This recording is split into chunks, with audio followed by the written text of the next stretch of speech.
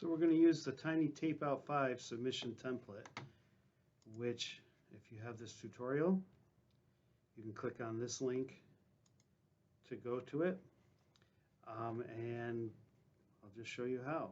So we're going to use this template. We'll create a new repository. Of course, you have to be logged in to your account. You can give it a name. Now I've already done this, so it's giving me an error. So I'm just going to say it's for the video, right? And I'm going to keep it public and give it a description. Now, of course, the more you have detailed your designs, the better, but this is just for the sample. Then we'll create it.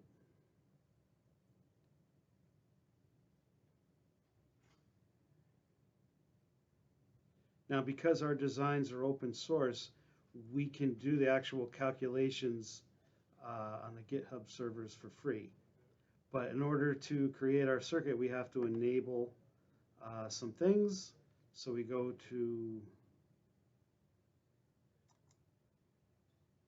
Actions, Settings, come down to Pages, and click on Deploy from a branch, and then click GitHub Actions. All right. So what's going on now is that it should try to run on your design, but we haven't even set up the design. And so you can see that under Actions, it fails. Now, whenever you edit one of the files, it'll automatically rerun everything to try to create your file for fabrication. So if we come back here, now we actually have to tell it what design to use. And you click on info.yaml. You click over here, Edit. And then you just put in your WoWiki ID, which is here. You can make it can be any project you've done. You can do the sample project, and you can even use the same ID. Where did I put it? Now, make sure that you don't play with the indentation here, otherwise the project will fail. All right. Keep all those commented. This is going to be a small design, so we only need one area, one tile, 1 by 1 tile, right? And you can put in, your name, title, description, and you can just add these details, right?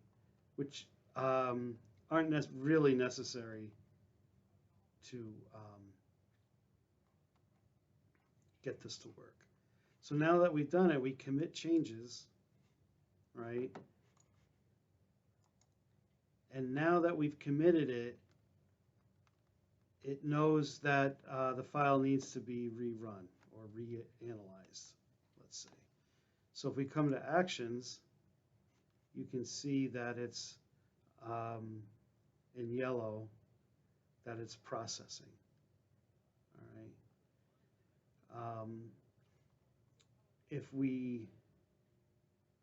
Which can take some time. So actually, if I go to my previously done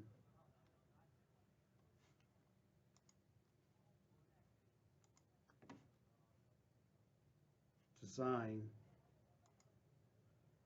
where I worked everything out, if I go to Actions, right, and these are me basically discovering not to take away the intent in the YAML file, but GDS is actually the name of a file that you send to a company to make your circuits, and you click on that, and you'll see it's GDS, and you have the artifacts, the files made.